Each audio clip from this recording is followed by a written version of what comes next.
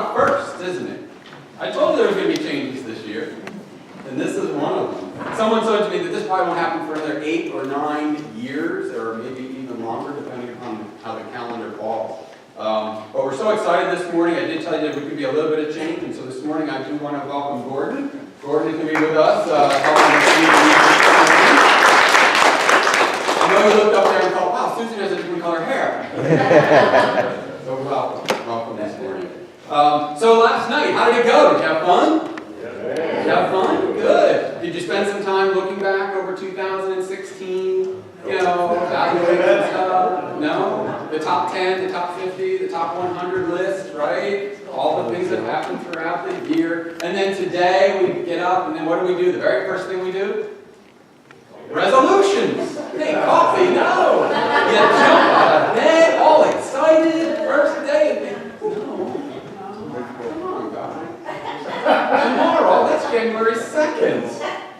You got to do this on January. You know, we got to look back at 2016 and say, okay, so 12 months ago, I made a commitment to do what first?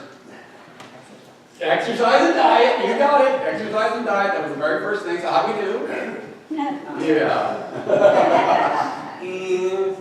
And then some of us looked at, about maybe taking a class or improving our resume or building another skill, or maybe we're going to do something with our family, something different for 2016. And then we got all the way to the end, and it went how fast? Right? All of a sudden the year's gone. And I don't know where it went, but bam, it's gone. So here we are again. We're 10 hours and 45 minutes into it, and we get to start all over again. So, how many people are joining the gym tomorrow? Yeah, they got a sale. They got a sale. I don't know why they got a sale. It's a strange timing for a gym, right? But they know they're going to catch you because we're all making our resolutions. We're all getting enthusiastic about it. And we're saying, okay, so for my health and physical, that's over here, and this is what I'm going to do. And then I've got my family life, so that's over here. And so I'm going to do some things for my family life. I promise to make some resolutions about that. And then there's work. So there's some things I have to do over here about work. And then over here is church. And so, maybe I'll make some resolutions about that as well. And we look at all these different compartments in our lives, and we judge how we did, and then we put some goals for ourselves for the new year.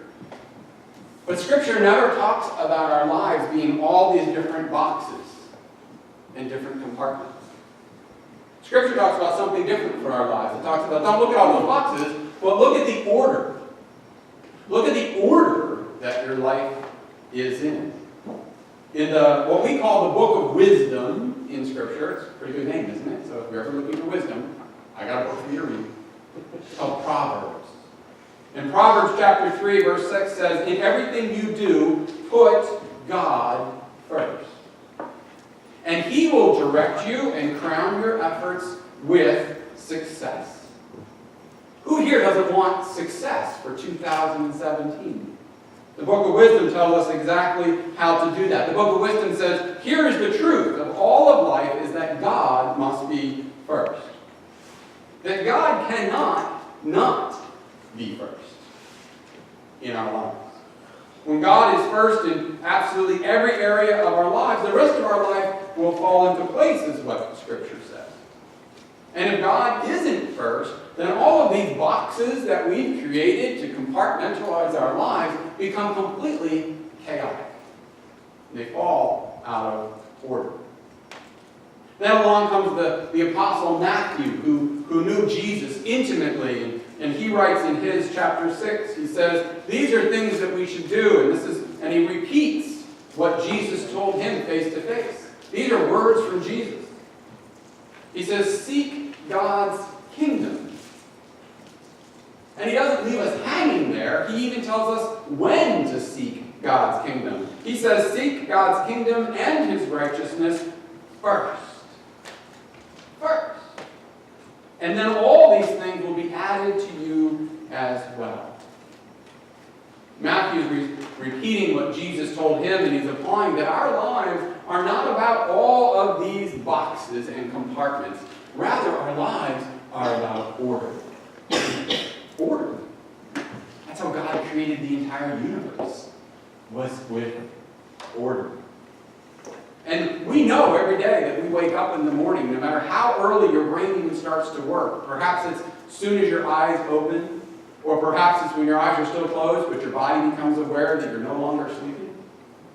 Or perhaps it's not until you actually put your feet on the cold floor and stand up, but we begin to make something called decisions immediately. Immediately. Where's the light switch? Where's my alarm clock? Where's the bathroom? Immediately we make decisions when our day awakens. And the gospel tells us that our lives are filled with those kinds of decisions, and those decisions make priorities in our lives. And priorities create order. So what kind of order should we be looking at? Well, the writer in Psalm 63, he wrote this: "O God, you are my God. I will seek you with all my heart, with all my strength. I thirst for you in this dry desert, where there isn't any water. I will call on your name when I lift my hands in prayer. I will be satisfied as if I had eaten the best food there ever was. I will sing praise to you with my mouth." You know, when we look at the greatest example ever given to us about how do we live in this world, how do we cope with all the chaos and the struggles and the trials and the tribulations of the world, there is one person who taught us how to live.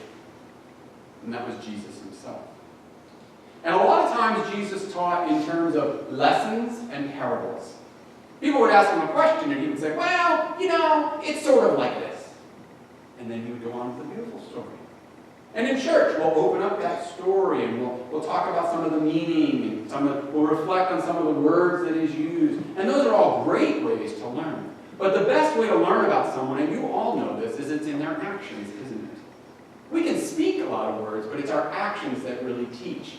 And that's what Jesus did. He taught us how to prioritize our lives, how to put our lives in order.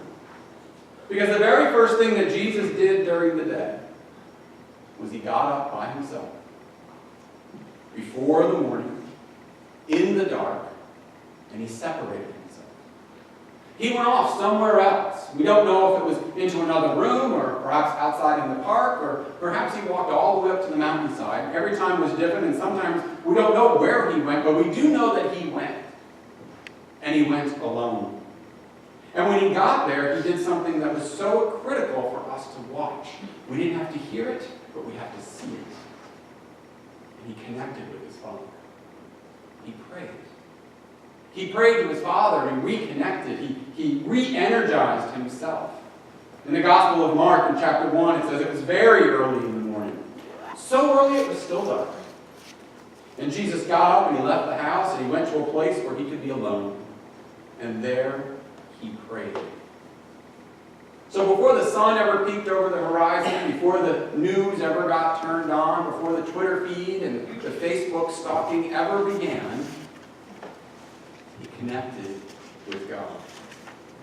And so I wondered, last night we went out for dinner. A couple of couples got together, went to a restaurant, and I looked around the room and there was a lot of people sitting around tables because they were, gathering together. But I noticed there was a lot of glow coming from the table. It was this strange electronic glow. And it looked in the restaurant like a lot of people were praying. Their heads were down. And I thought, how sad is it that the greatest joy of being with people and talking to people and hearing about stories about 2016 and looking forward to 2017, and all these people were looking for joy somewhere else. When God said it's right there in front of you. It's right there in front of you. It's called connection. And so when Jesus got up in the morning, he didn't bring his iPhone or his iPad or his newspaper. He went alone. And he connected with God first. So if the Son of Man has to get up and connect with God first, how much more do I have to do that? How much more do we need to do that? I mean, we all know the lessons we learned, right, from Jesus. Love your neighbor, yep, got that. Don't steal, yep, got that. Don't murder, okay, we're good there. But have we actually truly sought God first? in our lives? You know, I was thinking, when you walk into a dark room, we have one of these rooms in my house, where you walk in when it's dark, and you have to go around the room and fumble for the light switch or the lamp, and then you got to find that little button underneath the lampshade. A better order would be is if we got to the door of the room and there was a switch. Turn on the light. There's better order to things in the world so that we don't have to walk around in the darkness, fumbling and searching. And that light switch on the wall is seeking God first. There's a better order to the way that we live in this world. So now we're in 2017. Boy, that sounds strange saying that. What are we going to do? We're going to seek God first. And I know that some of the most elementary lessons we learn in life are sometimes the absolute hardest. So I'm not going to judge, I'm just going to ask. When does first come? Is it before third? Is it before sixth? Is it at the end? First comes first. The very first. Some would say first seeking God comes before number one. Seek God first. But then I reflect on 2016, and I reflect from my point as a clergy person, and I think I'm filled with a bit of sadness because I think we failed as a church in this regard. There's a lot of times that we put a lot of other things first. We get very, very busy organizing and structuring and planning and even, learning and trying to get above and trying to be ahead, that we forget that all of those things come second, third, and fourth, and fifth, and sixth. And that seeking God first in the church has to be the very first thing that we do on the very first Sunday of the month, the very first day of the week, the very first hour that we're awake. In the Bible, there's a book called Acts. And Acts is a whole story about how the first church, which isn't like this, it's not a structure, it's an organization of people, gathering of people who believe, called church. And when that first group started together, we have a whole book of how that happened and what kinds of trials they had and what kinds of lessons they were learning. They were learning from the Apostle Paul, who was trying to teach them how to follow this new Savior. And in chapter 20, it says very clearly what the people were doing. It says they gathered on the first day of the week to break bread and eat together. Most of you know what it's like to sit around a table with family and friends and to share and laugh and talk about your experiences and tell jokes and sometimes even to share trials and struggles and hardship. Sitting around that table is so vitally important to who we are. And yet, I witness a lot of glowing coming from the table, and a lot of heads down. But building those relationships is so critical to who we are. It's why God created us in community. It's why God did not create Adam and then say, one's good, choose a crowd. There's going to be relationship problems, they're not going to get along. Who's doing the dishes? He created a second to be in partnership first. He's created all of us to be in partnership and in community with one another. And so I wonder, how are we doing it, this getting people together? How are we doing it, coming together around the table and sharing in bread and juice? Recent faith studies have shown that of Americans who say they go to church, which of course is not everyone, right? Of the people who say they go to church, 48% of them go to church once a month. Once a month. Once a month is like leaving here today, going over to Island Gym, signing up for your gym membership, and then walking on the treadmill 1 hour a month. And expecting to look like Dwayne Johnson or Marilyn Monroe. You know it doesn't work that way, right? Signing up for the membership is like nothing compared to all the work you have to do. 1 hour a month out of, 750 44 hours that are available to us? One. How do we build a relationship with people when we see them 1 hour out of all that time? You don't have enough time to catch up, let alone build a relationship. The Bible said when the first churchgoers started coming together, they devoted themselves to gathering.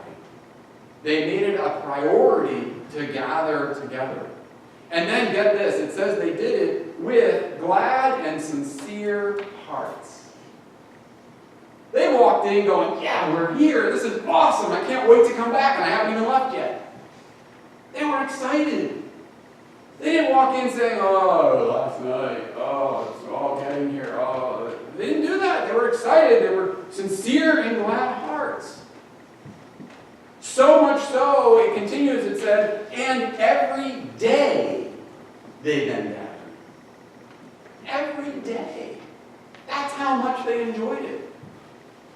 Every day they gathered in homes and temple courts. And then it says, okay, so this is why they did it, and this is why we should do it. So I know you're all thinking, why should I? Well, here it is.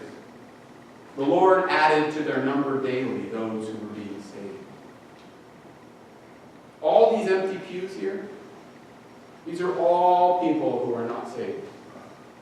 These are all people who at some point in their life, maybe it's in an hour, maybe it's in a week, maybe it's in 10 years, are going to pass from this life, and they're not going to know where they're going. They're not going to know who Jesus Christ is, and they're not going to know His saving grace. All these people that are sitting here. The church grew because of their fellowship together, and their joy in their hearts, and their sincerity. So here's my take on this, and I don't know, it's on video, so you can watch it later, or you can tell people that Pastor Tom said. I'm fine with that. I think they all gathered together because they were more honest with themselves than we are. I think they really knew who they were and what they needed. And we, in this world, especially in the United States, we've created this false sense of security. We've created a false space. We walk around with what we think other people want to see of us. So we, of course, stand up straight, and we are independent, and we don't need anyone. We are perfect, and we are healthy. And when you ask me, I'll tell you, I'm fine. And we've done this for so long, for so many generations, we've taught our children to do it. And we've raised up independent children, right? You want independent children. You don't want dependent children. Dependent is horrible. But those first Christians knew how important it was to be dependent, to get along, to help one another. You know, one of the deepest struggles that I have, and one of the things that really pains my heart is when I go to visit with a family or with someone who is struggling, someone who's sick or hurting or coming out of the hospital or just can't seem to get life back on track. And I'll tell them all the wonderful things the church family can do and help and support. And they'll say, but Pastor, I've never asked for help before. Or they take the high road of independence and say, but I'm the one who helps others. And I think, really? Because I don't know anybody who wants help. We all struggle until we're at the bottom of the barrel, when our life is in the toilet, when our health is really bad, when we're faced with a death, that we then will open ourselves just a little bit to accept some help. And then later, weeks later, I'll go and I'll visit with the same person or family again. And the one thing that they always say to me out of all the conversations we'll have, the one thing they will say to me is, Pastor, I can't believe how people helped. I can't believe how my church family prayed for me. I can't believe how they drove me to my treatments. They brought food. I didn't even know these people, and they helped pay my rent. I can't believe how people helped. And I think in the back of my head, really? Because that's what we're supposed to be doing. You should know that right from the start that the church is going to do that. You should count on it. And we should count on it. I think that being independent is highly overrated.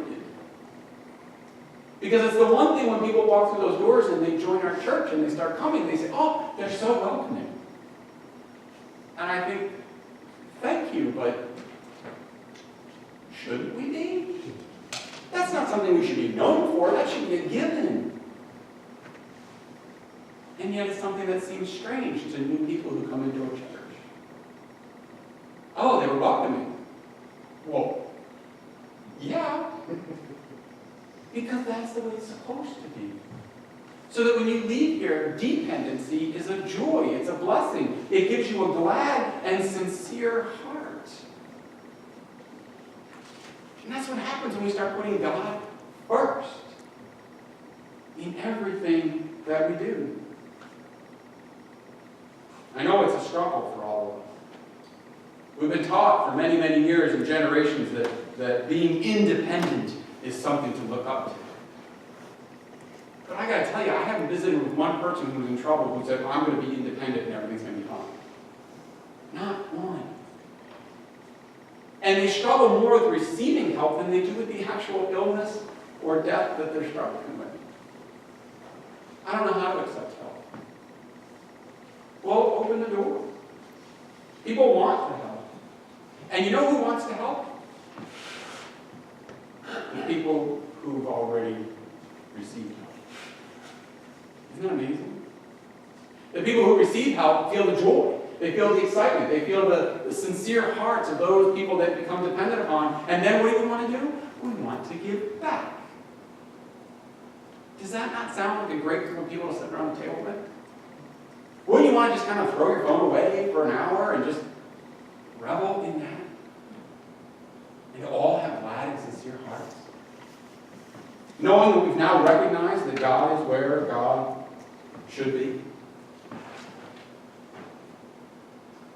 In the book of Hebrews, the letter writer wrote this. He said, let us not give up on meeting together as some are in the habit of doing, but let us encourage one another. Let us not give up on meeting together as some are in the habit of doing, but let us encourage one another. And I know you've heard me say this before. This is like little Pastor Tom standing on his box. He says, you went to a restaurant last night, right? Or sometime over the holiday. You had a really good meal. You had great service. Price was good. And so what did you do? You told your friends, didn't you? You tweeted it, you texted it, you took a picture of the food. I don't know why you guys do that. And then you bragged about it. You bragged about it. Let us not give up on meeting together as some are in the habit of doing, but let us encourage one another. Let's encourage people to fill these empty pews. Take a picture of your church and send it out and tell people the joy that you feel. Tweet that you're in church and Pastor Tom is an awesome guy. Let's encourage one another inside and outside of this building about the joy that it is to be part of the family. And that when we recognize where God is meant to be, which is in first, then all the other compartments, they start to come together. And no longer are they compartments, because all of a sudden they're starting to blend.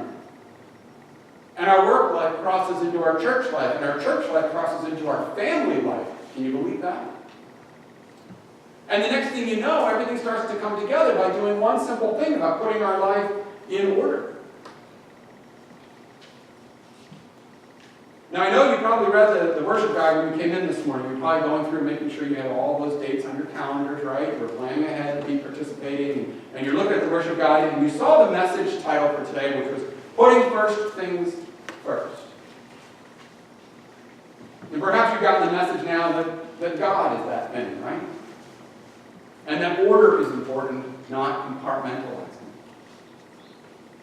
And trust me, I want nothing more than for all of you to have a God faith-filled 2017.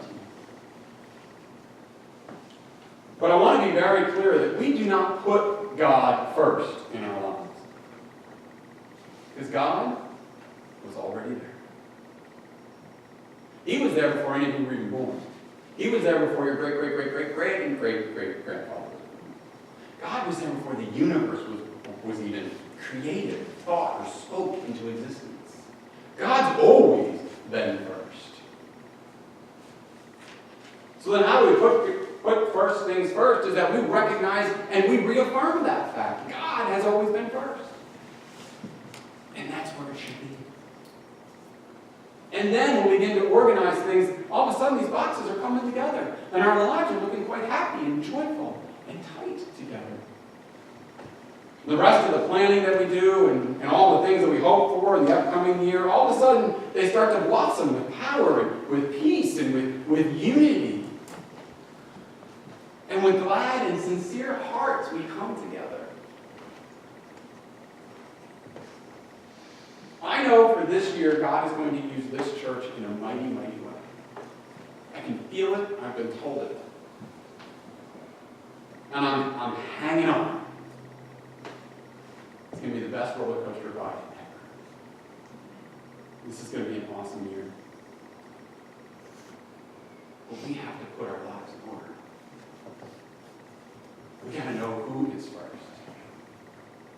The first hour of the day, the first day of the week, the first week of the year.